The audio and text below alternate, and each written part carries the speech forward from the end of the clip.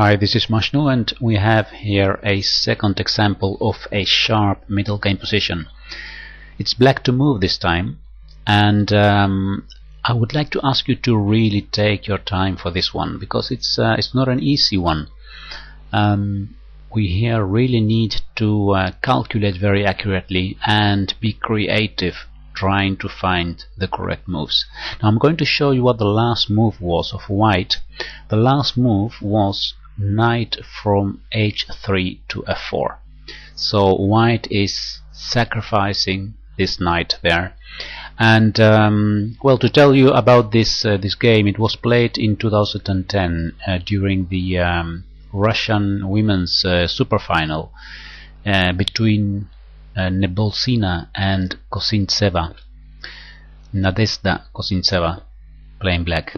So it's black to move now. You can pause the video and take as long as you would like to calculate some variations and see if you can find the correct way to play this position with black. I'll continue the explanation in a few moments. Alright, well, first of all, when we see this type of moves like knight to f4, the first thing that we need to look at is what happens if we take simply this knight. So that's, let's say, our first candidate move. Bishop takes knight, pawn takes knight. So let's have a look. What happens then? Well, the idea of this knight sacrifice is to empty the h3 square, so rook to h3 can be played now. And that is a really very strong move. Rook to h3 threatens queen takes h6 checkmate, and there is no way to save the game now for black. Just as an example, if we return some material by playing rook to g6, then simply f takes g6, f takes g6, and then still h6 falls, and after this follows a checkmate in a few moves. Check on h8, king to e7, check on h7, king goes to f8 back, and now, well, we could take the queen, but we can also give checkmate. The queen takes f6, king e8, and now checkmate on h8 with the queen. So this is actually, let's say, the big threat of white. If we take the knight, then rook h3 with a terrible attack. Now what to do? We need to find other resources to try to defend the position. Now an option of a, let's say, passive defense with, for example, queen to d8 to try to go to f8 defending h6 doesn't really work. Let me show you a variation. Perhaps you saw this variation when you were calculating. If queen to d8, then rook h3 still. We need to go to f8 now with the queen to defend h6, but now comes the strong move knight to h5, threatening knight takes f6, and there is no way to stop this move. Knight takes f6, and after that the attack of white continues. So this is not a solution. Now it looks as if we have run out of resources, defensive resources. It looks as if there is no way to defend h6. Perhaps you did some calculations of what happens if I sacrifice the rook on g2 right now, or what if we do a crazy sacrifice with queen to c1 check, but that really doesn't work. You can do some calculations, and in a few moves you can draw the conclusion that nothing is achieved. There is one more interesting line, and it's the one that was played in the game. It has to do with this undefended rook on a1. In this position, black played the move queen to c4. Excellent move, excellent. It threatens queen takes d4 check, forking queen and rook.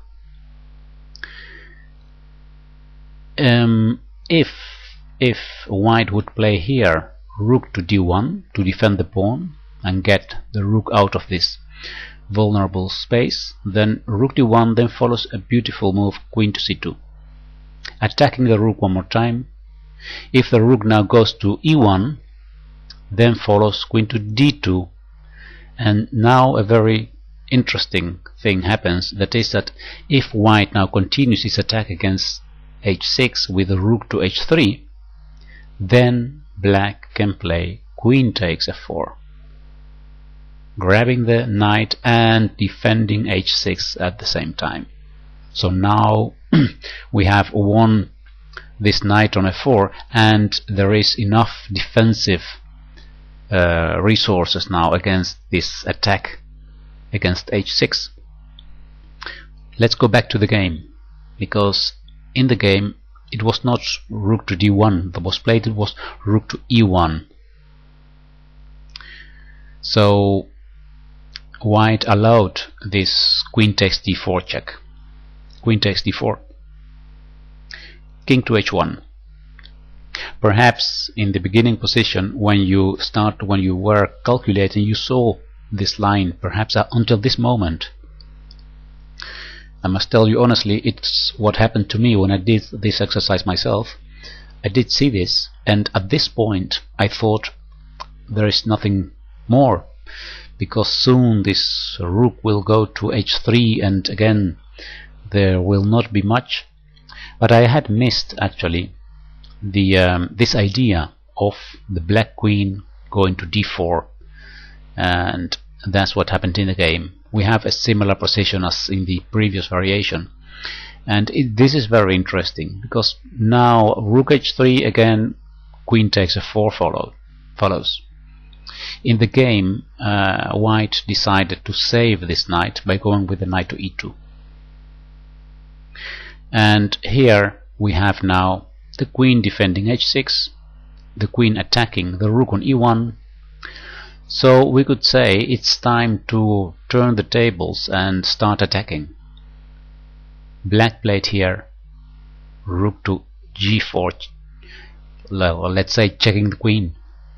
Now the queen cannot take on g4, because if it takes on g4, then there is queen takes e1 check, and after knight to g1 only move, then a rook goes to c1, and there is no way to stop this checkmate on g1. So that means that in this position white should not take the rook. So what happened was queen to f2. The queen must stay on this diagonal defending the rook on e1, and black's next move was rook takes e4, attacking this knight on e2 one more time, and here the position has turned completely. Black can continue putting more pressure on his next move by rook to c2, and then this poor knight is going to fall, and there is actually no way to prevent this. In this position white resigned. Perhaps you find it interesting to try to find some variations that could have followed here to see if there is a way to save the game for white, but actually there is not. But it can be an interesting exercise to see really if there is no other way than resigning here. So what do we learn from this example? Well, first of all, looking at the initial position after knight to f4, first thing that we do is we calculate what if we take the sacrifice. That's actually always what we need to do when a sacrifice is being done. We need to calculate what happens if I take it, because sometimes sacrifices are not sound, and if we can find a refutation of this sacrifice, then we can simply accept it. But in this case it's clear that after rook to h3 the attack against h6 is very strong. Then the second step is, okay, if we cannot take this knight and white is threatening rook to h3, we need to try to defend h6. Now a very natural way is try to find this passive defense with queen to d8 and queen to f8, but we soon see that it's not enough because of the weakness of f6 as well. So that's the moment actually when we need to start to get creative and look for more candidate moves, see if we can try if there is something more in the position, and that's the way to find this beautiful move, queen to c4.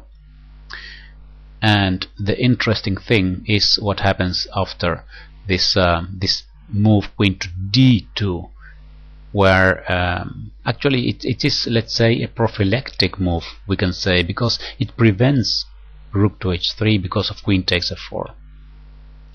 And the game continued as I showed you, like this, and this was the final position.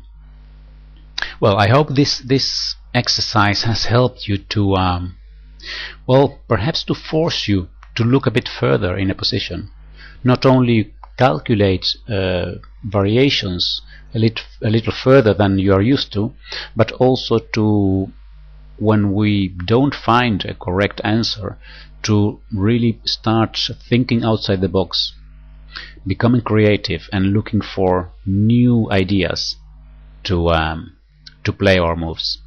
Alright, thank you for watching. I'll say goodbye now. Don't forget to rate the video if you liked it, and well, I'll see you next time. Goodbye. Thank you.